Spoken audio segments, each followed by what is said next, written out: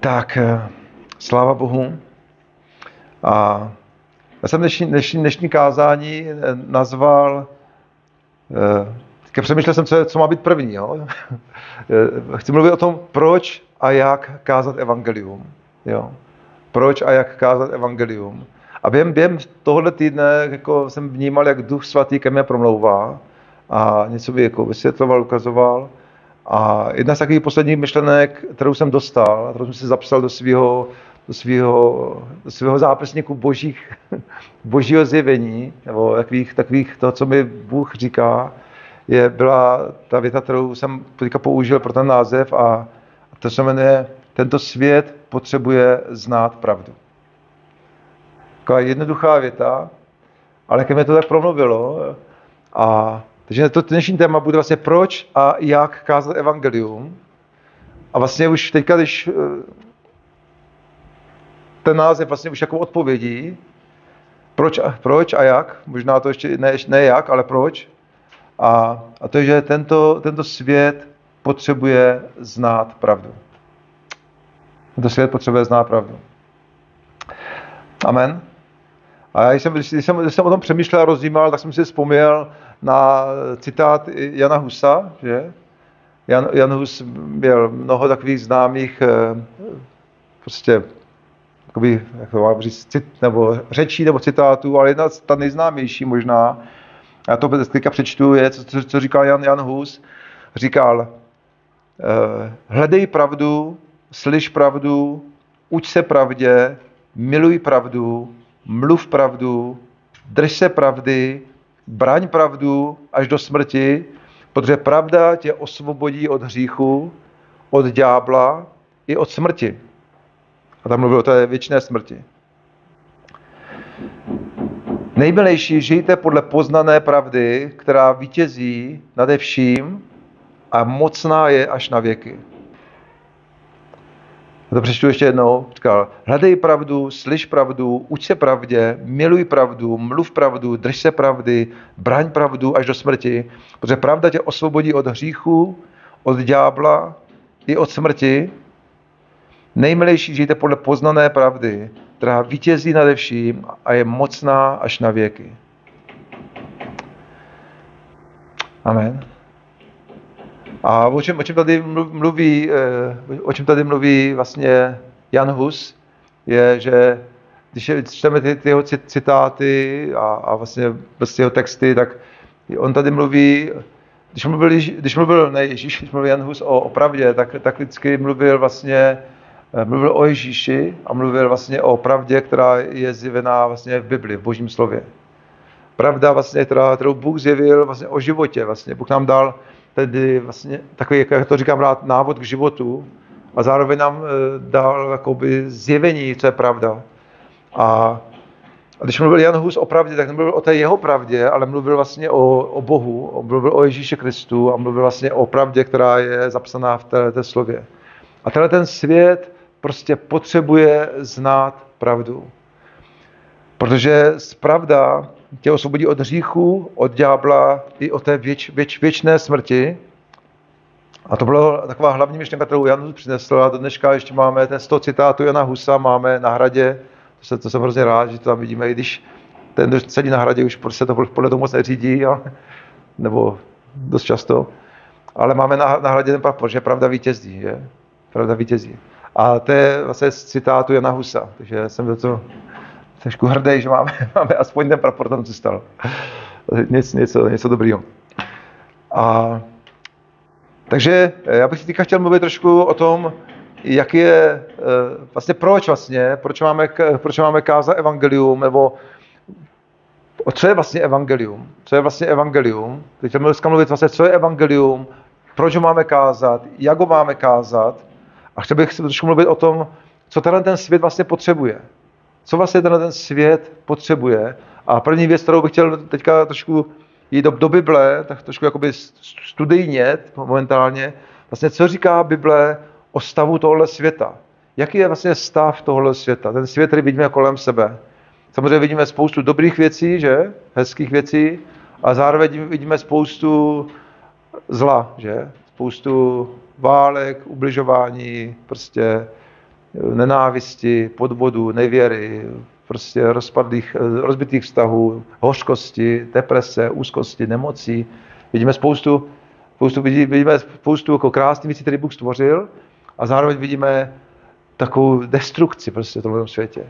A proč ta destrukce vlastně přišla? Proč to všechno přišlo? Pojďme se podívat na pár míst z Bible a co říká vlastně Bible, nepojmu všechno, ale co říká vlastně Bible o stavu tohle světa, protože jestliže chce lékař, Karin by to mohla říct, že, jako lékařka, jestliže chce lékař někoho léčit, tak prvně potřebuje zjistit diagnózu, že, toho pacienta. Jestliže chceš někomu pomoct, tak než musíš pomoct, potřebuješ zjistit jeho diagnózu. Tak pojďme se podívat na takovou diagnózu tohoto světa. Co říká Bible? Co je diagnóza tohoto světa? Tak pojďme se na to podívat, protože někdy můžeme neznat pravdu o tom, jak je na tom tento svět a jak na tom je prostě, teďka mluvíme o té duchovní části, že jo. Takže pojďme se podívat teďka do 1. Jan, projdeme pár veršů, co říká Bible o stavu tohle světa. 1. Jan 5, takže první epištola Jana, 5. kapitola. A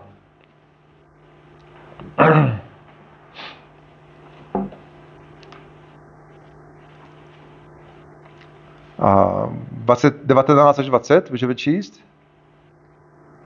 Možná nebo až 20, jo. Tady je napsáno, víme, teďka to nebudu číst v kterém kontextu, ale říká, víme, že my jsme z Boha, nebo víme, že my jsme poznali Boha, nebo jsme z Boha, ale celý svět leží ve zlu. A víme, že Boží syn přišel a dal nám schopnost znát pravého Boha. A tak jsme v něm, totiž v jeho synu Ježíši Kristu, a on je ten pravý Bůh a věčný život. On je ten pravý Bůh a věčný život. To je dobrý vědět.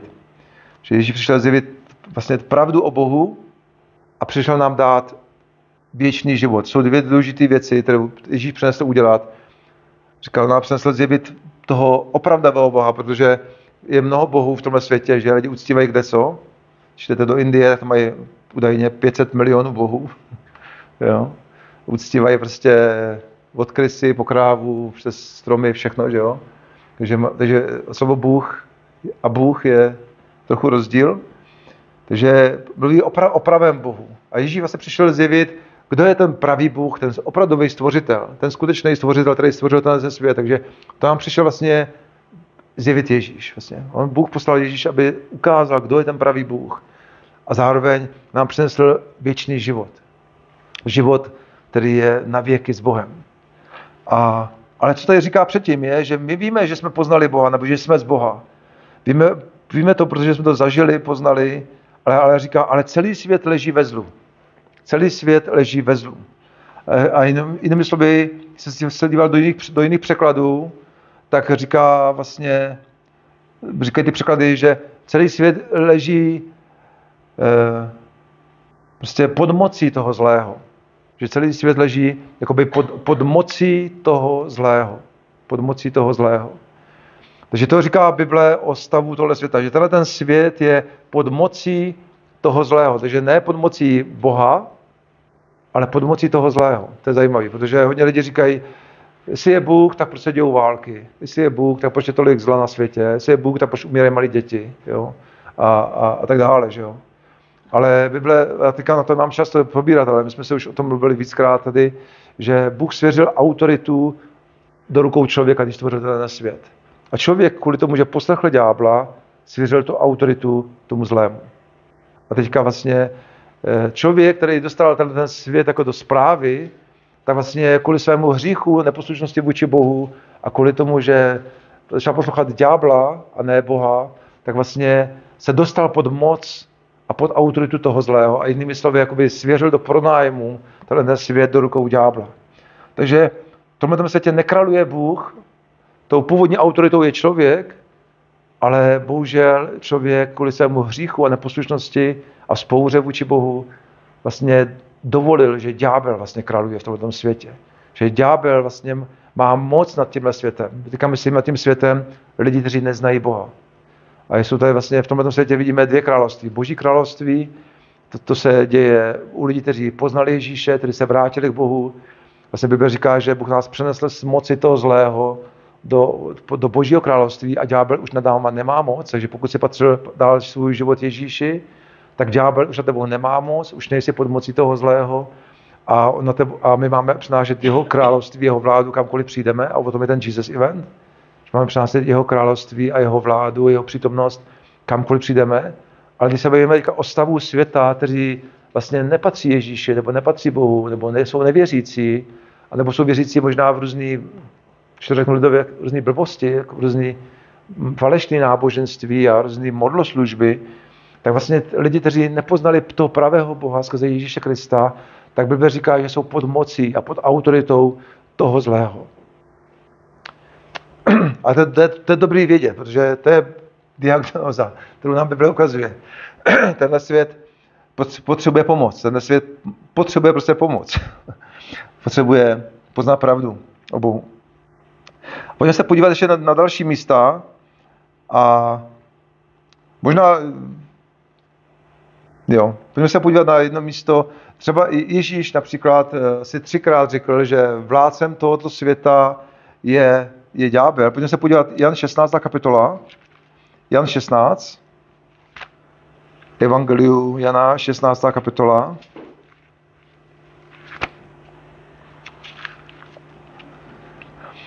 16:11.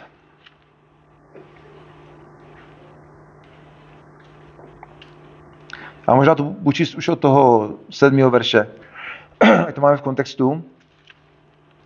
Říkám vám ale pravdu, říká Ježíš od 7. verše, 16 až 7. Říkám vám ale pravdu, je pro vás lepší, abych odešel, když odejdu, nepřijde k vám utěšitel, když ale odejdu, pošlu k vám.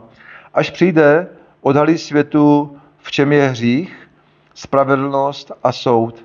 Hřích, že nevěří ve mne, spravedlnost, že jdu k Otci a už mě neuvidíte, a soud, že vládce tohoto světa je již odsouzen.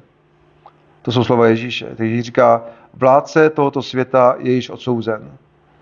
A pak můžeme číst na dalších místech, kde vlastně Ježíš říká, že vládce tohoto světa nemá nic na mě, nebo mluví vlastně, že vládce tohoto světa prostě je ten zlej, je vlastně ďábel. Že lidi, kteří neznají Boha, tak jsou vlastně pod autoritou, pod duchovní autoritou toho zlého, prostě ďábla. A pojďme se podívat teďka do 2. Korinským 4. kapitola, 2. Korinským 4.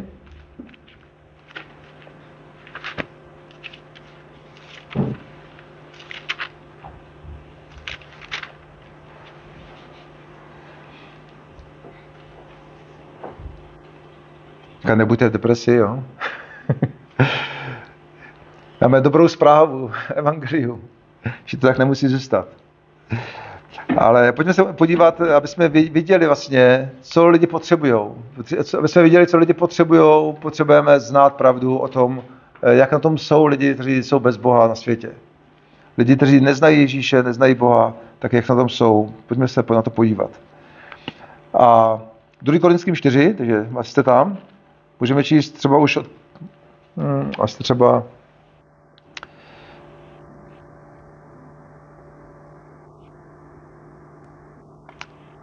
už od toho 3. verše můžeme číst. Pokud je naše evangelium pro někoho zahalené, je to pro ty, kdo hynou. Těmto nevěřícím zaslepil Bůh tohoto světa, zase Bůh s malým b, říká se, těmto nevěřícím zaslepil Bůh tohoto světa, tím se myslí ďábel, ten zlý. Zaslepil jim mysl, aby jim nezazářilo světlo evangelia slávy Kristovi, který je božím obrazem. Nelásáme přece sami sebe, ale Ježíše Krista jakožto Pána, a pokud jde o nás, jsme vašimi služebníky, jsme vaši služebníci pro Ježíše Krista. Tentýž Bůh, který řekl, ať se ze tmy zazáří světlo, ten zazářil v našich srdcích, aby nás osvítil poznáním boží slávy ve tváři Ježíše Krista. Že Bible říká, že my jsme poznali vlastně skrze Ježíše, jsme poznali Boha, že jeho světlo, viděli jsme jeho světlo, viděli jsme vlastně to, jaký Bůh je a poznali jsme ho a přišli jsme k němu. Ale říká, že lidem, kteří těmto nevěřícím zaslepil Bůh tohoto světa, tím se myslí vládce tohoto světa, ďábel, ten zlý, prostě, zaslepil jejich mysl, aby jim nezazářilo světlo evangelia. Aby neuviděli vlastně Ježíše, aby neuviděli Boha. A to, co Bible říká, že ďábel vlastně obelhává lidi, zaslepuje jejich mysl a obelhává je, aby nepoznali živého Boha, aby nepoznali toho milujícího Otce, aby nepoznali toho Spasitele, aby nepoznali milujícího nebeského Otce, který nás stvořil pro vztah lásky s ním. Že ďábel se snaží obelhat lidi, zaslepit jim mysl a oni jsou vlastně pod mocí toho zlého a neznají živého Boha a proto vlastně jsou jinými slovy otroky vlastně toho zla a mnozí z nich se nedokážou nějak pomoct, protože prostě jsou pod mocí toho zlého. Ale náš úkol, naše poslání je přinést Boží světlo, Boží přítomnost, poznání pravého Boha a o tom ještě budu mluvit. Ale pojďme se ještě podívat na ty, co říká Bible o tom stavu. Takže pojďme se ještě podívat Jan 8:44. Evangelium Jana 8:44.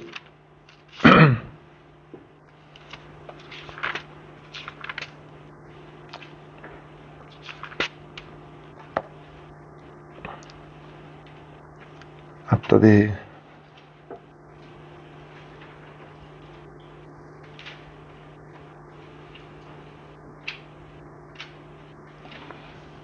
tady je takovej rozhovor s těma náboženskýma lidma, kteří vlastně byli proti Ježíši a s těma farizeů, kteří odporovali Ježíši a vlastně bojovali s ním. Často to bylo právě náboženství, které bojovalo proti Ježíši, ne nevěřící. Jo? A to vidíme i v historii, to vidíme i v současnosti, že často ten největší nepřítel je falešný náboženství, ne ateismus nebo ne nevěřící lidi. A takže tady Ježíš měl diskuzi s těma náboženskýma lidma, kteří byli proti němu, kteří mu odporovali. A Ježíš je velice konfrontoval a říkal, váš otec je ďábel.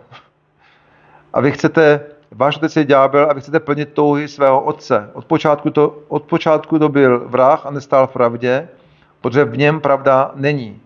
Když mluví lež, mluví, jak je mu vlastní, nebo je lhář a je otec lži. Ale protože vám říkám pravdu, nevěříte mi. A tak dále. Pak říká, kdo z vás mě usvědčí z hříchu? Když vám říkám pravdu, proč mi nevěříte? Kdo je z Boha, slyší Boží slovo, ale vy neslyšíte, protože nejste z Boha. A tady vlastně mluví o tom konfliktu mezi pravdou a lží. A říká, že ďábel, který je podle Bible vlastně vládce tohoto světa, toho nevěřícího světa, lidi, kteří vlastně nedali svůj život Bohu, tak říká, že je lhář a je otec lži. A Bible říká, že zaslepuje mysl lidí, aby nepoznali pravého Boha, aby nepoznali toho pravého Ježíše Krista, nebo toho pravého Boha, který byl zjeven v Ježíši Kristu. Takže možná pojďme přečíst ještě jedno místo, Římanům 8. kapitola, Římanům 8.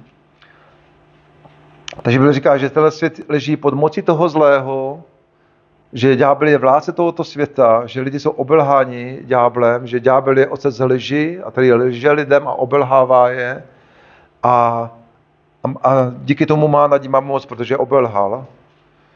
A pojďme se ještě podívat do Římanům 8. kapitola, Římanům 8. A tady zakončím to mluvit o stavu tohoto světa. A 8. kapitola 19. verš, 19 až 21. A tady říká, všechno stvoření s toužebným očekáváním vyhlíží zjevení božích synů. Nebo jiný překlad říká zjevení božích dětí. Což jsi ty a já, každý, kdo dal svůj život Ježíši. Všechno stvoření s toužebným očekávání vyhlíží zjevení božích synů nebo božích dětí. Stvoření je totiž podrobeno marnosti, ne dobrovolně, ale kvůli tomu, který je marnosti podrobil. Chová však naději, že jednou bude vysvobozeno ze otroctví zkázy do slavné svobody božích dětí. Chová však naději, že jednou bude vysvobozeno z otroctví zkázy do slavné svobody božích dětí. Amen. Boží děti, pokud nedá své srdce Ježíši, dá svůj život Bohu, tak Bible říká, že Bůh nás přenesl, teďka už to nebudu číst, je to Kolosenským 1.17, z království z ďábla nebo z moci toho zlého do království Božího syna Ježíše Krista. A vlastně v Ježíši máme svobodu, máme pokoj, spasení, uzdravení, odpuštění hříchu, prostě radost, vítězství, Boží milost. A to je tvoje dědictví, tvoje a moje dědictví. Když jsi přijal Ježíše Krista, tak si vstoupil do té slavné svobody Božích dětí. Amen. To je něco, co ti Bůh dal, slavná svoboda Božích dětí. Ale tenhle svět je podán marnosti.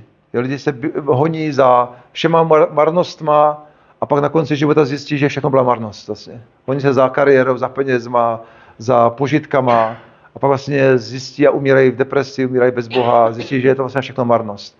Proč? Protože ďábel obelhal, že ďábel je jejich otec. Ďábel je vládce tohle světa a on je obelhal lidi. On obelhal lidi, takže lidi se honí celý život za marnostma, aby nakonec zjistili, že všechno je to prostě k ničemu. Kariéra, peníze, prostě požitkářství, prostě všechno možné. A pak nakonec lidi zjistí, že jediný smysl života je prostě láska, že jo? Láska k Bohu a láska k lidem. A ďábel obelhává lidi, ďábel je otec lži, Bible říká, oslepil mysl tohle světa. Takže když teďka procházíme touto diagnózou tohle světa, tak co lidi potřebují? Co lidi potřebují? Poznat pravdu, že? Je to tak? Potřebují poznat pravdu o Bohu, potřebují poznat pravdu o sobě, potřebují poznat pravdu o životě, potřebují poznat pravdu prostě o tom, kým byl Ježíš. Amen? Je to tak? Proto Jan Hus říkal, hledej pravdu, slyš pravdu, uč pravdě, mluv pravdu, kaž pravdu, drž se pravdy, protože ta tě vysvobodí od hříchu, od ďábla, od smrti. A prostě šíř pravdu a tak dále.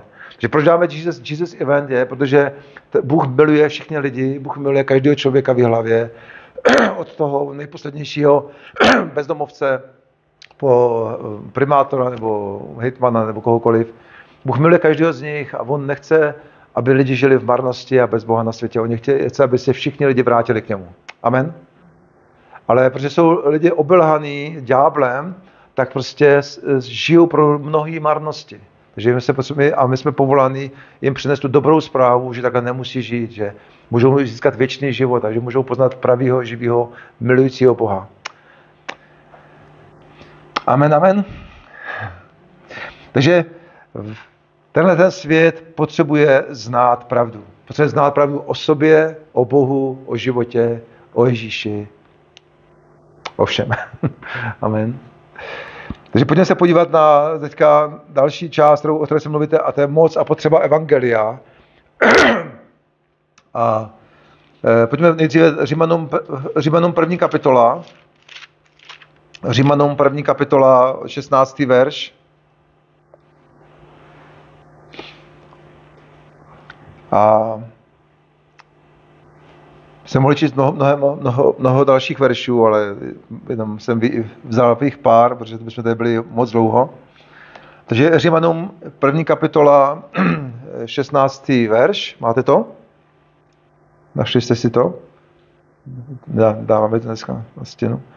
Tady je napsáno, apoštol Pavel píše do Říma a říká, nestydím se za evangelium, že je to boží moc ke spasení každého. Nestydím se za evangelium, že je to boží moc ke spasení každého, kdo věří. Předně Žida, ale i Řeka, také i Čecha, je můj rozšířený překlad. To se doplňuji já samozřejmě. V něm se totiž zjevuje boží spravedlnost z víry k víře, jako je psáno, spravedlivý pak bude žít z víry. A to už nebudu rozvádět, ale teď říká, nestydím se za evangelium, protože evangelium je boží moc ke spasení. A co je to evangelium vlastně? Co je to evangelium? Co je evangelium? Evangelium se slavuje znamená dobrá zpráva, že? Dobrá zpráva, říct o spasení, dobrá zpráva o Bohu. A ještě se na to podíváme, co je vlastně evangelium. Ale evangelium je pravda o Bohu. Amen. Pravda o nás. Pravda o tom, co Bůh pro nás udělal. Evangelium na prvním místě pravda. Amen. A je to, co Bůh pro nás udělal skrze Ježíše Krista a o tom, jaký Bůh vlastně je. Takže proč je evangelium vlastně je boží moc ke spasení? Pojďme se podívat do evangeliu Jana 8. kapitola 8:32. Jan 8:32.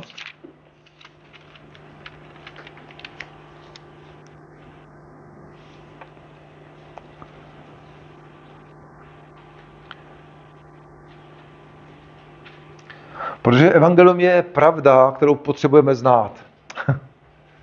Amen. Evangelium je pravda o tom, jaký Bůh je, protože je pravda o tom, jak jsme na tom my, pravda o tom, co Bůh pro nás udělal a pravda o tom, jak se k Bohu můžeme vrátit.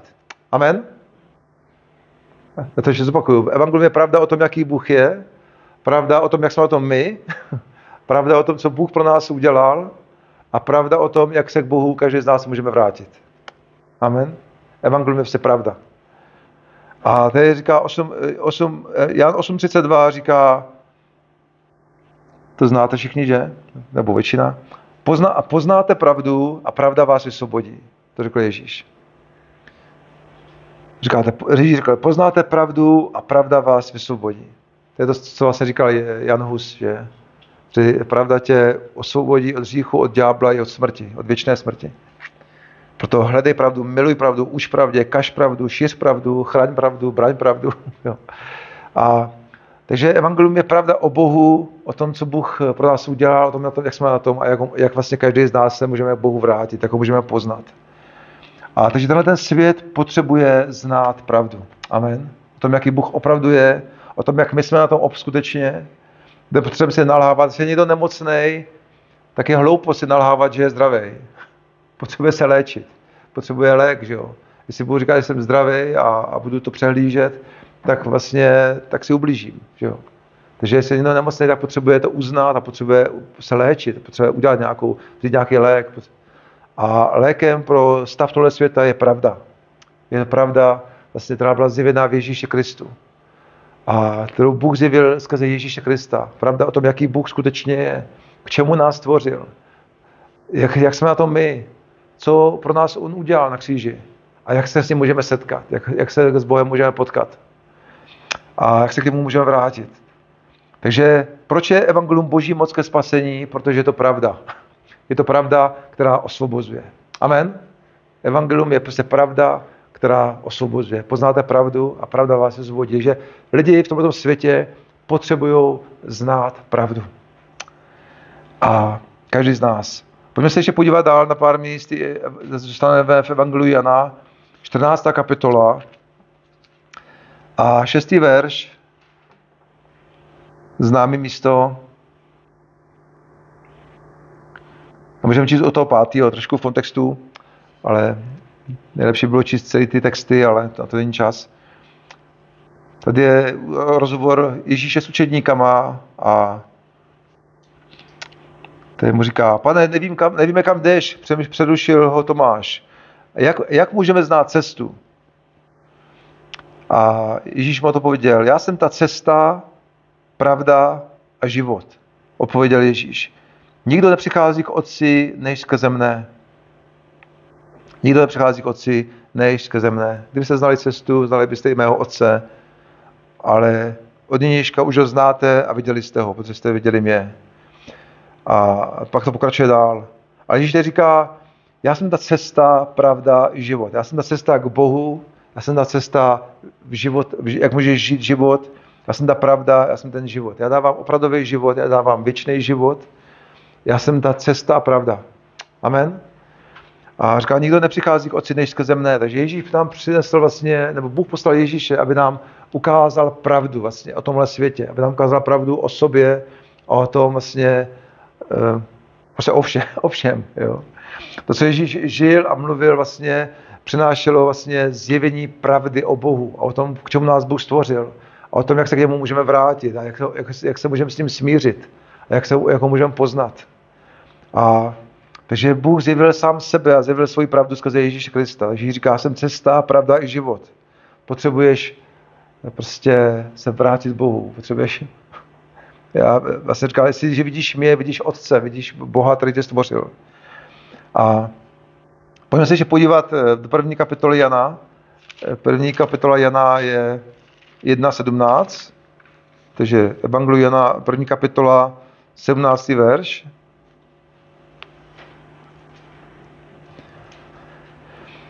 A tady říká, máte to? Zákon byl vydán skrze Mojžíše, takže boží zákon přišel skrze Mojžíše, co je správný, co je špatný a tak dále, že? A pak říká, a milost a pravda však přišla skrze Mesiáše Ježíše. Milost a pravda však přišla skrze Mesiáše Ježíše. Když přišel Ježíš, tak přišla boží milost a přišla pravda. Milost ke spasení, milost, aby každý člověk se mohl vlastně smířit s Bohem, milost, aby každý člověk se mohl vrátit zpátky do toho původního plánu, vlastně té osobní vztah lásky, té přátelství s Bohem, té ne náboženství, ale osobní přátelský vztah s Bohem. To nás Bůh stvořil. Amen. A milost vlastně je to odpuštění, milost smíření. Ježíš zaplatil tu cenu za naše hříchy, takže on nám dal tu milost. On vzal ten trest na sebe a dal nám tu milost. Takže milost a pravda. Pravda o tom, jaký Bůh opravdu je, přišla skrze Ježíše Krista. Takže zákon nám přišel skrze Mojžíše, ale milost a pravda přišla skrze Mesiáše Ježíše Krista. Takže znova to opakuju, že lidi potřebují poznat pravdu, lidi potřebují poznat Ježíše. A každý člověk se potřebuje vlastně smířit s Bohem. Každý člověk je stvořený pro osobní vztah lásky s Bohem. Není stvořený, aby žil tady svůj život tady v marnosti, celý život tady běžel za něčím, byl v depresi, nemoci, dělal různý bláznivé věci, pak umřel nešťastný a prázdný a zoufalý a šel na věčnost bez Boha. Bůh nás stvořil pro nádherný, krásný, úžasný, láskyplný, přátelský vztah s ním. Proto všichni lidi touží po lásce, že? Lidi můžou mít všechno, ale pokud nemají lásku, tak nemají nic. Můžeš být bohatý, můžeš být slavný. A slyšeli jsme spoustu příběhů a citátů slavných osobností, bohatých osobností, kteří říkali, že získal jsem všechno na světě, ale přišel jsem o to nejdůležitější a to je láskyplný vztah. Jo? To říká ten frontman, známen kapely, už dneska mi padlo to jméno jeho. Co? No, mám takové okno. Ale to spoustu lidí tohle zjistilo, že vlastně celý život se hnali za něčím, za tou marností a pak vlastně zjistili, že vlastně touží po něčem jiným, že? To je proč to tak je, proč lidi vlastně jsou ty filmy o lásce, ale protože Bůh nás takhle stvořil. Bůh nás stvořil pro lásku, Bůh nás stvořil pro vztah lásky s ním. Vztah lásky, úcty, radosti, pokoje, ve společenství s ním. A Bůh chce, aby se všichni lidi k němu vrátili. Bible říká, že každý člověk prostě potřebuje být smířený s Bohem. Bůh chce, aby každý člověk se k němu vrátil. Každý člověk potřebuje být smířený s Bohem. Nechce, aby lidi žili v té prázdnotě a marnosti bez Boha. A chce, aby nebyli v pekle, ale byli v nebi. Aby byli na věčnosti s Bohem a ne na věčnosti bez Boha. A mohl bych číst další verše, třeba, nevím, se vám ještě, a pojďme se tam podívat. 2. Tesalonickým, 2. kapitola.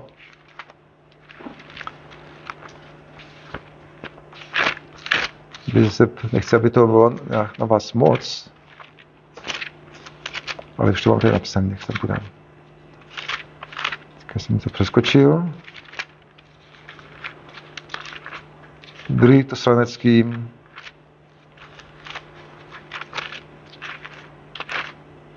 no tak. Jsem to po druhý přeskočil. A druhá kapitola, můžeme číst 10 až 13. A budeme číst, no trošku to budeme číst bez kontextu, ale všemi těmi hanebnostmi bude klamat ty, kdo míří do záhuby. Tady se mluví o ďáblu, že oklamává lidi. Všemi těmi hanebnostmi bude oklamat ty, kdo míří do záhuby, protože nechtěli milovat pravdu, která je mohla zachránit. A proč tu je, že tady se mluví, nechtěli milovat pravdu, která je mohla zachránit. Takže pravda nás může zachránit. Když poznáme pravdu o Bohu, o sobě a o Ježíši, tak ta pravda nás může zachránit. To je napsáno, nechtěli milovat pravdu, která je mohla zachránit. Proto je Bůh vydal na pospas bludu, a aby uvěřili lži, tak budou odsouzeni všichni, kdo neuvěřili pravdě, ale našli zálibu v hanebnosti. Za vás, bratři milovaní Pánem, však musím stále děkovat Bohu. Ten vás od počátku vyvolil, abyste skrze posvěcení duchem a víru v pravdu byli spaseni. Abyste skrze posvěcení duchem a víru v pravdu byli spaseni. To se říká, že skrze víru v pravdu jsme byli spaseni. Když uvěříš v pravdě, tak to přináší spasení. Přináší to osvobození, přináší to uzdravení. Amen. Že největší problém je, a to není jenom ve věci spasení, ale i ve věci naší duše. Často žijeme v nějaké úzkosti nebo strachu, protože věříme nějaké lži. Jo? Největší problém prostě máme deprese, úzkosti, strachy, nějaké špatné myšlenky, je, že jsme prostě uvěřili nějaké lži, kterou nám ďábel řekl. A takže poznání pravdy nás zachraňuje. Poznání pravdy přináší spasení. Říká skrze víru v pravdu, kterou nám Bůh ukázal, jsme byli spaseni. A říká, skrze vlastně mohli milovat pravdu, která je mohla zachránit. Jo? Že Bůh nás povolal přinést tomu světu pravdu o Bohu, pravdu o Ježíši, pravdu o životě. A tady ta pravda je může zachránit. Tady ta pravda, vlastně poznáte pravdu a pravda vás osvobodí, vysvobodí. Pravda vlastně osvobozuje. A jednak od hříchu, od ďábla, ale někdy taky od nemoci, od strachu, od úzkosti, od deprese, od špatných myšlenek. Pravda prostě osvobozuje. Takže jestli máme jaký problém, tak většinou je to proto, že jsme uvěřili nějaké lži. Amen. A ta hlavní věc je potřeba poznat pravdu o našem spasiteli, o našem životě, o našem Bohu. A mohl bych číst Galackým 2.5, tam se zmiňuje, že pravda evangelia, takže Galackým 2.5 a dalších místech je napsáno, že pravda evangelia, ale je zase spojený, že evangelium je pravda. Myslím, že pravda evangelia. Takže proč o tom mluvím je, že vlastně ten svět potřebuje znát pravdu. O tom, že Bůh je miluje, o tom, že Bůh je stvořil pro vztah lásky s ním, že prostě hřích nás odděluje od Boha a že Ježíš pro nás něco udělal a že vlastně každý z nás se můžeme smířit s Bohem. Bůh to chce, aby se každý člověk vrátil zpátky k Bohu a Bůh to chce, proto udělal všechno skrze Ježíše Krista. A říkal, já posílám vás, abyste do tohle světa a jak to říká 2. Korinským 5, že 17 až 21, říká, běžte do tohle světa a volejte lidi, směřte se s Bohem. Směřte se s Bohem, vraťte se zpátky k Bohu. A řekněte jim tu pravdu o mě. Že je miluju, že jsem pro ně už zaplatil na kříži, vlastně udělal jsem pro ně všechno. Zaplatil jsem tu cenu na kříži za každého člověka, aby každý člověk se mohl vrátit zpátky k Bohu. Aby každý člověk se mohl smířit s Bohem. Už vaše dluhy jsou odpuštěny, Bůh říká, vaše dluhy jsou odpuštěny, prostě. Vraťte se domů. Bůh volá lidi, říká, vraťte se domů. Vraťte se domů, jako ten marnotratný syn, že? Říká, vrať se domů, já jsem ti už odpustil. To je to, co vlastně říká to říká Bůh, říká Ježíš v tomhle světu. Vraťte se domů. Já jsem zaplatil tu cenu. A já vás miluju. Já jsem vás nestvořil pro tu marnost, abyste se honili za věcma, které vás stejně nenaplní. Jste stvořeni pro lásku k Bohu a pro lásku k lidem. To je, k čemu jste stvořeni. A ten svět je porušený a to lidi většinou jako vidí, že tenhle svět je porušený. Všude jsou různé války a ani když není válka, tak vidíme spoustu zla, že jo, kolem sebe. Ale vidíme ty spousty válek, to jsou takový vrchol toho zla, že jo, ale i když nemáme válku, tak vidíme spoustu zla. A já vidím tolik mladých lidí, kteří prožívá deprese, úzkosti, sebevraždy, jo, tolik mladých lidí, jo, a přitom mají všechno, jo. A proč to je? Protože ďábel ničí lidi, ďábel je lhář, ďábel obelhává lidi, ďábel trápí, ale Ježíš osvobozuje. Amen. A pravda osvobozuje. Bůh osvobozuje. Bůh je milující Bůh. Amen. A takže tenhle svět potřebuje znát pravdu. Tak jako to říkal i Jan Hus. A takže já bych se dostal k tomu poslednímu bodu toho dnešního poselství, je vlastně, jak sdílet evangelium, co to vlastně je evangelium a jak sdílet evangelium s druhými lidmi. Jak sdílet pravdu evangelia, protože v Galackým 2:5 se říká, a na dalších místech se říká pravda evangelia. Je prostě tou boží mocí ke spasení. Jo. Pravda evangelia, prostě, jo, Římanům 1:16 je evangelium je moc ke spasení, protože pravda osvobozuje. Poznáte pravdu, pravda vás osvobodí. Takže co můžeš lidem dát vlastně, co můžeš pro lidi udělat, aby vlastně se vrátili k Bohu nebo poznali Boha. A můžeš jim dát dvě věci v podstatě, když to řeknu. Můžeš jim dát ten svůj příběh a ten boží příběh. A můžeš jim dát evangelium v tom, jak ty jsi sám poznal Boha. Můžeš jim vlastně říct, jak ty jsi poznal tu pravdu, jak ty jsi poznal Boha osobně. A můžeš jim říct vlastně, co Bůh pro ně udělal. A my tomu říkáme svědectví a kázání evangelia. Když říkáš někomu svědectví, vlastně takový termín mezi křesťanama, říct někomu své svědectví a evangelium. Ale co je to vlastně naše svědectví? Svědectví je vlastně pravda o tom, co Bůh pro tebe udělal. Svědectví je vlastně pravda o tom, jak ty jsi poznal Boha. A co Bůh udělal pro tebe. Vlastně Bůh se ti dal nějakým způsobem poznat. Ty jsi uviděl pravdu o Bohu, třeba skrze to, že tě uzdravil, nebo odpustil tě hříchy, nebo tě vysvobodil z úzkosti, z deprese, nebo prostě nějakým způsobem si okusil pravdu, okusil si Boha, vlastně zažil si Boha. A vlastně tvoje svědectví je vlastně pravda o tom, jak ty jsi poznal Boha. Pravda o tom, co Bůh udělal pro tebe. A takže to je dobré, když lidem předáš vlastně tu svoji pravdu, teďka nemyslím tu svoji jako pravdu, jako, kterou jsi vymyslel, ale tu svoji zkušenost vlastně, jo? Jak ty jsi poznal Boha. A pak je důležité lidem říct, co Bůh pro ně udělal, to je evangelium, ta dobrá zpráva. Takže začneme, svědectví nebo evangelium. Možná pojďme pro ně evangelium. Vlastně, co je ten boží příběh. A boží příběh, to zhrnutí božího příběhu je v podstatě nejznámější verš asi v Bibli, že? Evangelium Jan 3:16. A já to přečtu. Taky nejznámější verš, který vlastně zhrnuje celou Bibli a celý evangelium v jednom verši. Říká, neboť Bůh tak miloval svět, že dal svého jednorozeného syna, aby žádný, kdo v něj věří, nezahynul, ale měl věčný život. A pak dočtu ještě ten další verš. Bůh neposlal svého syna na svět, aby svět odsoudil, ale aby svět byl skrze něj spasen, zachráněn. Ne, aby odsoudil svět, ale aby byl skrze něj spasen, zachráněn. Jinými slovy, aby se všichni lidi vrátili zpátky k Bohu. Takže Bůh tak miloval svět, že dal svého syna, aby žádný, kdo v něj věří, nezahynul, ale měl věčný život s Bohem. A já vždycky to vysvětluju lidem vlastně jako 4 body.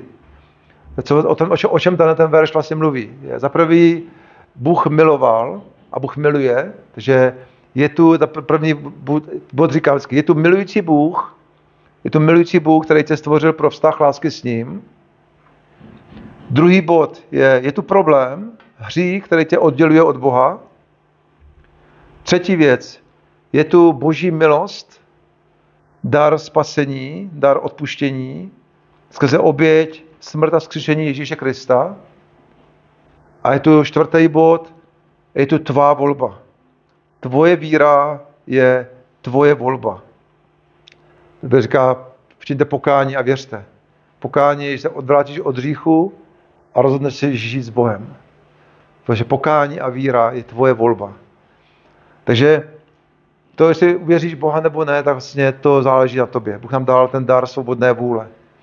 Takže evangelium je to milující Bůh, který tě stvořil pro vztah lásky s ním, ne pro nic jiného. Je tu problém, to hřích, který nás od Boha odděluje, a proto vidíme to zlo kolem sebe, přišlo prokletí kvůli hříchu, že? Je to boží milost, dar spasení a odpuštění v Ježíši Kristu, skrze jeho smrt a vzkříšení, skrze tu oběť na kříži, tu ten dar spasení, a je tu tvoje volba. To, jestli to přijmeš nebo nepřijmeš, je tvá volba. A tvoje víra je vlastně tvá volba. To, jestli uvěříš a přijmeš to, tak je to tvá volba. Takže každý, kdo uvěří, bude zachráněn, říká. Aby ten, kdo uvěří, nezahynul. Takže když ti něco nabízí, tak to musíš přijmout. Uvěřit znamená přijmout. Vlastně. To slovo uvěřit znamená ve skutečnosti přijmout. Že? Když někomu uvěříš, tak přijmeš jeho slova za pravdu. Že? Když někdo řekne, já mu uvěřím, tak vlastně jsem přijal jeho slova. Takže uvěřit znamená přijmout. Přijmeš tu pravdu do svého srdce. Přijmeš tu pravdu za svou. Takže to je tvoje volba. Jestli Bohu uvěříš, anebo ne, to je tvoje volba. Jestli se rozhodneš žít, odvrátit se od svého hříchu a jít za Bohem, to je tvoje volba. A každý z nás máme tu volbu. Takže to je evangelium. Jo? Milující Bůh, hřích, spasení a tvoje volba. A pak naše svědectví, nebo ten náš příběh, to je ten boží příběh a teďka ten náš příběh, to je to, jak my jsme zažili Boha. Jak ty a já si zažil Boha ve svém osobním životě. Jo? Takže každý z nás poznáváme částečně. Nikdo z nás neznáme Boha dokonale, že? Nikdo. A každý z nás jsme jako okusili kousek té pravdy, kousek toho milujícího Boha. A to je vlastně to tvoje svědectví. Tvoje svědectví je vlastně pravda o tom, co Bůh udělal pro tebe. Pravda o tom, jak ty si zažil tu pravdu. Jak ty si zažil tohle milujícího Boha. Jo? A někdo má příběh prostě dramatický, jak prostě byl na drogách a drogový dealer a to často bývají ty americké svědectví, že vždycky před nějaké většinou to byl drogový dealer nějaký. Ale Bůh nám zjevuje sám sebe i v obyčejných věcech. Někdo prostě nebyl nějaký lump a drogový dealer, ale poznal Boha nějakým prostě běžným životě. Ale každý poznání Boha je hodnotný. Každá zkušenost s Bohem je hodnotná. Takže není důležité být velký vyvrhel společnosti a pak říkat o tom, jak tě Bůh vysvobodil z drog. Ale každá zkušenost s Bohem je prostě hodnotná. A když sdílíš vlastně svoji zkušenost s Bohem, s lidma, tak oni můžou poznat pravdu. Oni můžou vlastně poznat pravdu o tom milujícím Bohu. O tom, jaký Bůh je. A ta pravda osvobozuje. Ta pravda vysvobozuje. Takže i tvoje svědectví vlastně o tom, co Bůh pro tebe udělal, vlastně má ohromnou hodnotu, má velikou moc. Takže teďka se bavíme o tom, jak sdílet evangelium, nebo jak sdílet své svědectví, tak jsou to takový 3 body. Když někomu musí říct vlastně ten svůj příběh, tak je dobrý, třeba někdo říká, jak mu to mám říct, tak jsme se o tom povídali i na tom Firecampu, že jsou vlastně taky 3 body. Vlastně může říct člověku, jak to bylo předtím, než jsi poznal Boha, jak to bylo prostě předtím, jaký jsi žil život. Pak vlastně řekneš lidem, jak se setkal s Bohem, jak jsi ty setkal to setkání s Bohem, jak jsi zažil vlastně Ježíše, nebo jak jsi zažil Boha, jak jsi prostě setkal s Bohem. Když to popsat vlastně, jak ty jsi to prožil, a pak říct vlastně, a jaké je to právě teď, jaké je to po tom setkání s Bohem, že to lidi zajímá, jo? Jak Bůh změnil tvůj život. Takže lidem říct, jak to bylo předtím, jak jsi prožil to setkání s Bohem a vlastně jaký je to teď, jaký to přineslo ovoce do tvého života, nebo jaký je ten rozdíl a jak Bůh změnil tvůj život. A někdo třeba velký závislosti, byl jsem závislý, pak se mi Bůh dal poznat skrze někoho, byl jsem uzdravený, teďka mám pokoj, radost a jsem svobodný třeba od závislosti. A Bůh mi dal prostě pokoj, Bůh mi dal radost. Ale každý má ten příběh trošku jiný a Bůh chce, aby jsme byli pravdomluvní, ne aby jsme kecali, ne aby jsme přeháněli, nebo si vymýšleli, ale Bůh miluje upřímnost a pravdomluvnost. To se mi líbí na Bohu, že Bůh miluje upřímnost a pravdomluvnost. Takže když někomu říkáš své svědectví, je dobrý nepřehánět, nekecat, prostě nelhat, ale říct mu tu svoji zkušenost s Bohem, jak ty jsi poznal Boha. A to je hodnotný, to má velkou hodnotu, lidi potřebují znát pravdu. A když jim řekneš ten svůj příběh, tu svoji pravdu o tom, jak ty jsi poznal Boha Pak jim řekneš ten boží příběh, že Bůh tě miluje, je tu hřích, který tě odděluje od Boha, je tu dar milosti a je tu tvoje volba. Vlastně ty to můžeš přijmout dneska, jestli chceš. Tak to je vlastně to, co lidi potřebují slyšet. Takže to je vlastně, jak sdílet evangelium, nebo jak přinášet evangelium lidem, jak přinášet evangelium. A ještě bych, na to nemám čas to moc rozebírat, ale když třeba někdy o tom mluvíme, jak na to teda, nebo jak prakticky třeba, jo? Jak se s lidma třeba bavit. A když říkáme, pojďme sdílet s lidma evangelium, a teďka říkáme, co mám dělat, mám prostě tam jít s letákem a obtěžovat lidi. Je dobrý dávat pozvánky lidem a usmát se na ně a pokecat s nima, že jo? A začít rozhovor. Ale já jsem se jednou takhle připravoval, přemýšlel jsem o tom, tak jsem dostal takový jako 4 slova, které jsou pro mě takovým průvodcem, když se s lidma bavím. A to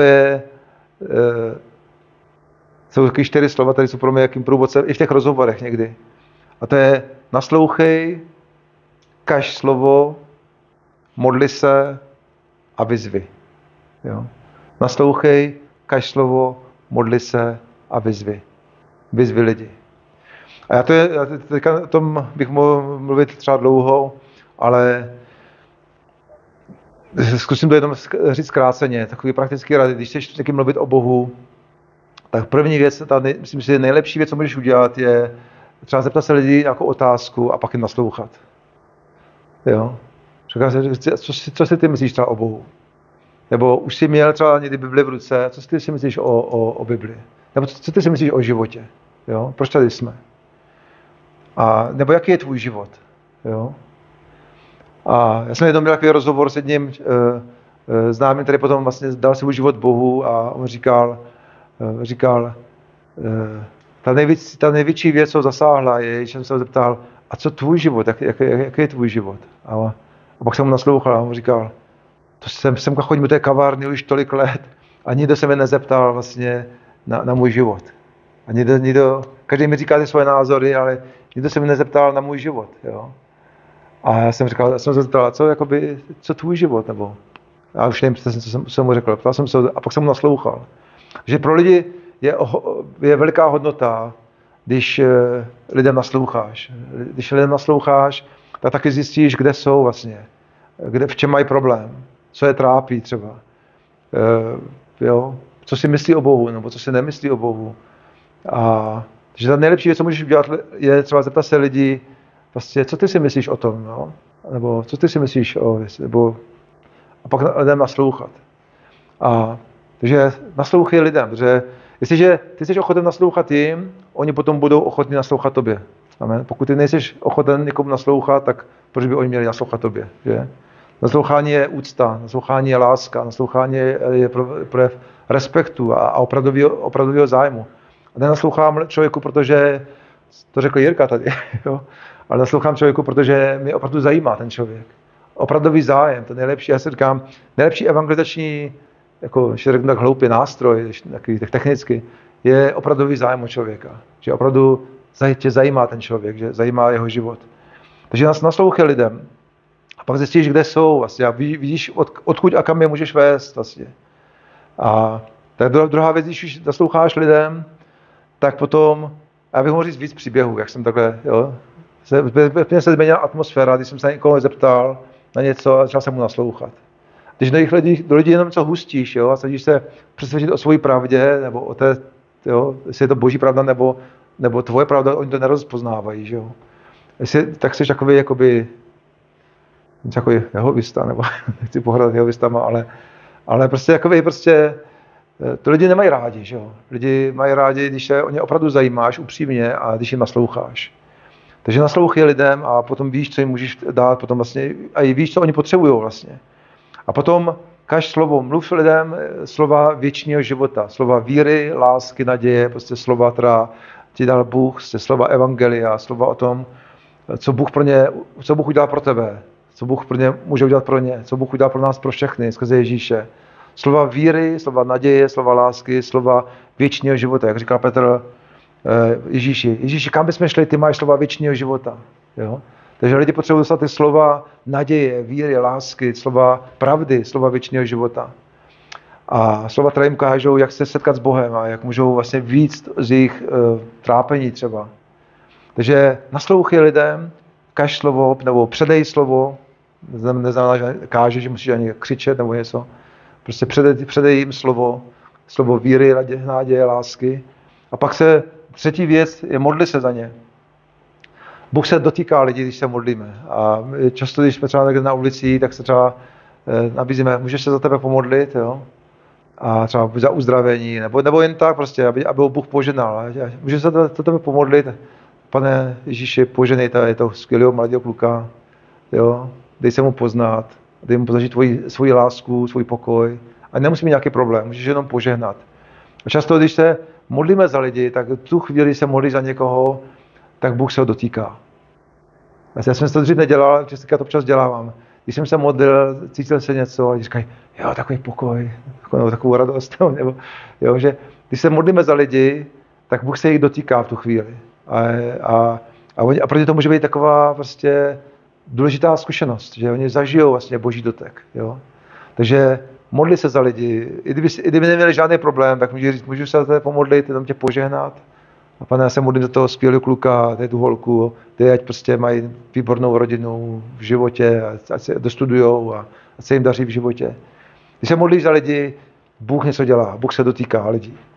Takže naslouchej lidem, dej jim slova věčného života, modli se za lidi. A čtvrtá věc, vyzvi. Dej lidem výzvu. Ježíš vždycky vyzývá lidi. Řekl, pojď a následuj mě. Jo? Když přišel, řekl, pojď a následuj. On se nedělal, hele, kdyby si chtěl, jako... A nevím, to blbý tě říkat, ale kdyby si chtěl přijít tam do sboru třeba. Jo. Ježíš se nebál lidi vyzvat. Ježíš prostě vyzval lidi. Říká, pojď a následuj mě. Nebo pojď a prostě přijmi ten dar. Chceš poznat Boha? Přijmi ten dar. Prostě přijmi ho teďka. Teďka ty tady. Bůh je tady a Bůh ti to chce dát teďka. Přijmi ten dar teďka. Ježíš se nebál vyzvat lidi. Takže vyzvi lidi, pozvi je prostě k Bohu, pozvi je třeba na skupinu, pozvi je domů, pozvi je na kafe, pozvi je do společenství a dej jim příležitost prostě, hlavně ta hlavní věc je, ne, že kam pozveš, někam je lákáš, ale vyzvat lidi, aby udělali krok k Bohu. To je ta hlavní věc. Jo? Vyzvi lidi, aby udělali nějaký krok k Bohu, aby na to slovo nějak odpověděli, aby na to slovo nějakým způsobem reagovali. Protože jestliže neodpovíš na Boží slovo, a i přikázání neděli, jestliže neodpovíš na Boží slovo, tak to slovo pro tebe nemá žádný užitek. Amen? To je, když v neděli posloucháš kázání a si to vyslechne, říkáš, no říkám hezký kázání, no, dobrý, nastal jsem si nějaké poznámky. Jo, ale si na to slovo nějak nereaguješ, jo, že prostě začneš podle toho něco, uděláš podle toho něco, nebo začneš podle toho nějak jednat, tak je to vlastně k ničemu, je to na prázdno, je to jakoby lék, který nespolkneš, jo, nebo jak to mám říct, prostě nemá to pro tebe užitek. Potřebuješ odpovědět na to slovo. Bible říká, že kdo vyzná Ježíše Krista, bude spasen. Ne kdo jenom poslouchá Ježíše Krista, kdo ho vyzná. Kdo odpoví na tu výzvu, na to pozvání tím, že vyzná Ježíše Krista. Potřebuješ odpovědět na slovo, potřebuješ udělat nějaký krok. Takže my vždycky bychom lidem měli dávat příležitost udělat nějaký krok k Bohu. Krok k němu. A když jsem měl hrozně hezkou zkušenost, jsme byli v Pardubicích se zasáhnout v rámci Fire Campu, jsme byli v Pardubicích a tam byla taková skupina, jsme tam měli ten trak, že jo, a děcka z toho Fire Campu tam sdělili evangelium a kázali a potom šla taková skupina mladých lidí kolem a chvilku poslouchali a pak se jako zvedli a že půjdou pryč. A tak já jsem také za nimi přiběhl a říkal jsem, děcka, tak co na to říkáte? Jak se vám to líbilo? Říkal, no, dobrý. A říkal, a máte Bibli? Máme tady Bibli zadarmo, chtěli byste Bibli? Říkal, jo, já bych chtěl Bibli. Tak šli se mnou k tomu stolku, tam jsme tam měli, dávali jsme Bibli zadarmo. A já jsem říkal, děcka, a chtěli byste poznat Boha? Jo? Chtěli byste poznat opravdu ten osobní vztah s Bohem, o kterém tady oni mluvili? A oni říkali, jo, to bych chtěl teda, to bychom chtěli. A já jsem říkal ještě, a nekecáš? Já jsem říkal, myslíš to vážně, nekecáš? Když si kecáš, to nemá smysl, jestli si děláš srandu. Ne fakt, jako já bych chtěl poznat Boha. Jsem říkal, děcka, fakt jako nekecá, tak chcete poznat Boha. Když mě přesvědčili, že nekecají, jsem říkal, tak se pojďme modlit. Teďka to můžete přijmout. A tak jsem říkal, tak já vám pomůžu, tak pojďme se modlit. Pane Ježíši, přijď do mého srdce. A asi 7 mladých děcek, já nevím, 15-16 let věk, jsme se všichni modlili vlastně a oni pozvali Ježíše do svého života, pozvali Boha. A pak Pavel Radosta říkal včera, že potom přišlo 12 děcek na mládež přišlo. Což bylo jako, že bylo pro ně takový velký překvapení. Mladých lidí z ulice a měli setkání. A myslím, že někteří byli právě z té skupinky. Tak potřebujeme dát lidem příležitost odpovědět na to slovo. Takže vyzvi lidi, pozvi je, nabídni jim prostě tu modlitbu, nebo můžeš i pozvat třeba na kafe a číst si spolu Bibli. Ale je důležité, aby lidi udělali krok k Bohu. Takže naslouchej, kaž slovo, modli se a vyzvi. To jsou takové 4 kroky, které jsem chtěl sdílet. Takže to je všechno, takže já udělám taky zhrnutí, takže je dobrý vědět, co říká Bible. Ten svět potřebuje znát pravdu. Amen. Ten svět je obelhán ďáblem, ďábel podal ten svět a obelhal je a dává jim spoustu náhražek pravdy a pravdy evangelia. A tak jako to říkal Hus, prostě hledej pravdu, slyš pravdu, mluv pravdu, drž pravdu, kaž pravdu, šíř pravdu, braň pravdu. To tě může osvobodit od hříchu, od ďábla, od smrti. Prostě tou pravdou je Ježíš. Tou pravdou je Ježíš, který přišel, aby nám ukázal pravdu o živém, milujícím Bohu. Takže pojďme být ti, kteří prostě se nestydí za evangelium. Říká, nestydím se za evangelium, protože je to boží moc ke spasení pro každého, říká Pavel. Nestydím se za pravdu, kterou mi Bůh dal poznat. Takže pojďme taky jako Pavel, nestydíme se za pravdu, kterou nám Bůh dal poznat. A předávejme ji dalším lidem, protože lidi potřebují znát pravdu. Amen. Že pravda osvobozuje. Pravda vysvobozuje. A cílem toho všeho, já jsem si napsal, že cílem toho všeho je, když se lidi setkají s tebou, aby se setkali s Ježíšem. Amen.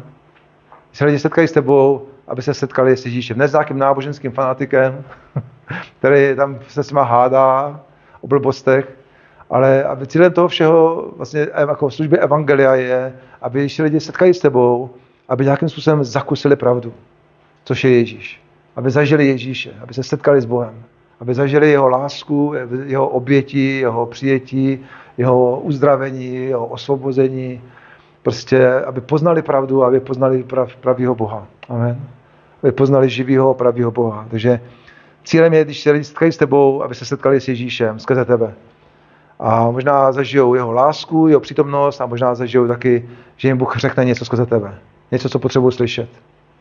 Dneska je den spasení třeba. Dneska je den spasení a dneska se můžeš smířit s Bohem. A takže, aby poznali pravdu, která je vysvobodí. Takže jsem si napsal na závěr, předávej a kaž pravdu, kterou jsi sám poznal. Kaž Ježíše, kterého ty sám znáš. Dej lidem to, co máš. Amen. Někdy se lidi bojí. A já nejsem takový dobrý, já nemám s lidem co dát, ale máš něco. Jo? A nikdo po tobě nechce, aby se dával něco víc. Dej to, co máš. Dej to, co máš. Poznal jsi nějak Boha? Amen? Vy jste nebyl asi. Tak dej to, co máš. Jo? Kaž Ježíše, kterou jsi poznal ty osobně.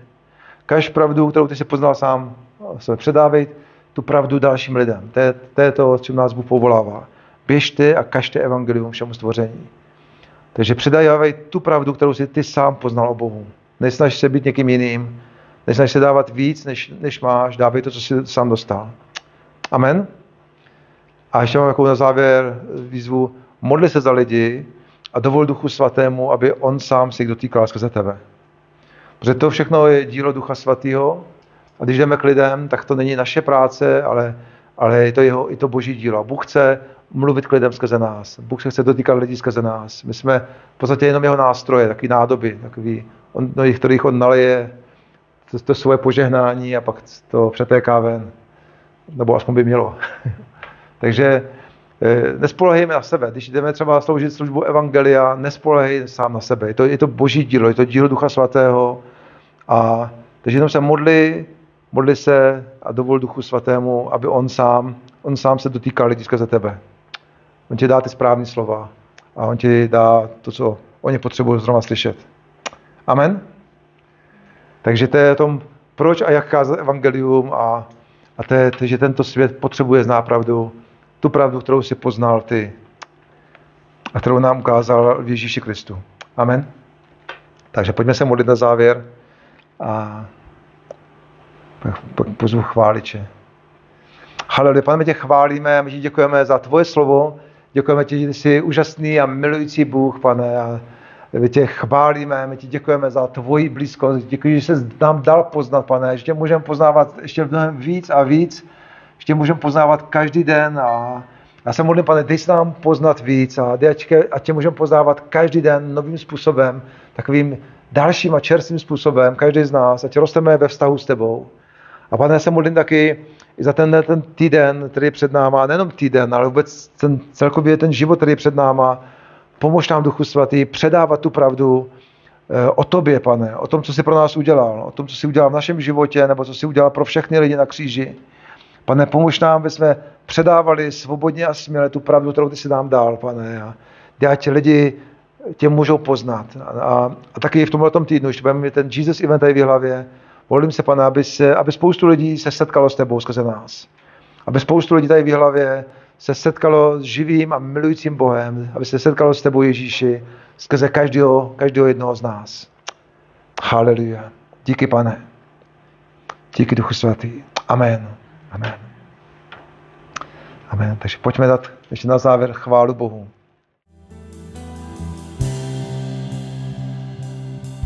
Tvá láska vzala mi dech a změnila můj svět, změnila můj svět.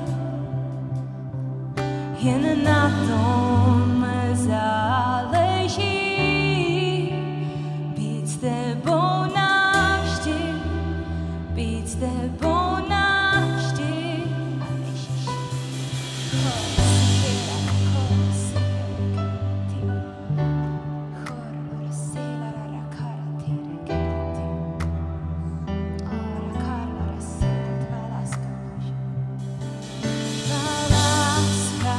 Vzala mi dech a změnila můj svět, změnila můj svět. Jen na tom záleží, být s tebou navždy, být s tebou navždy. Oh. Pane, ve mně k sobě blíže, ve tvé blízkosti chci být, že chci tebe poznat víc, tebe poznat víc.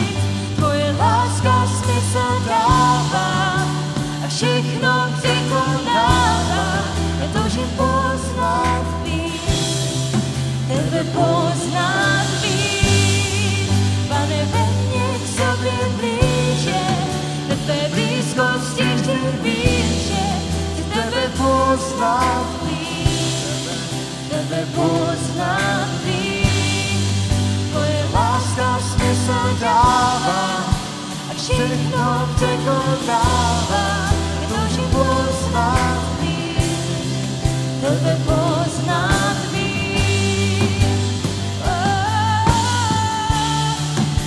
Tebe poznat víc.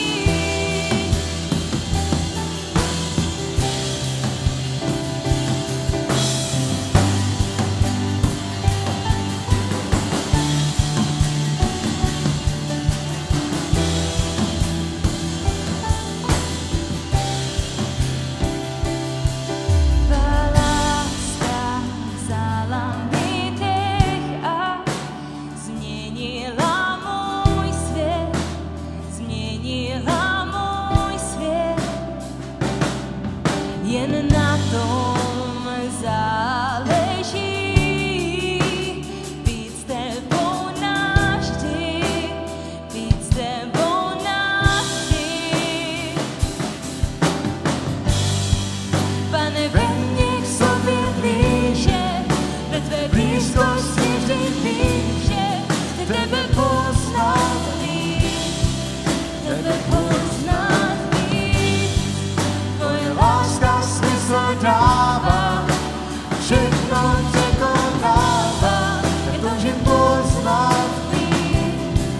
tebe poznám víc.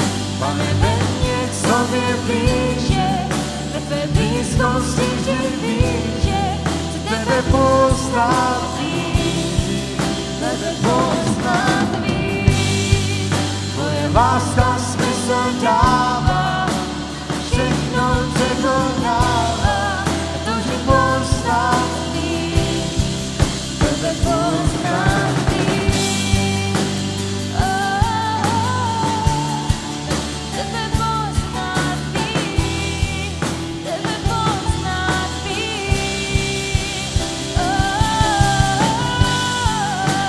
Poznám víc, tebe poznám víc, poznám víc.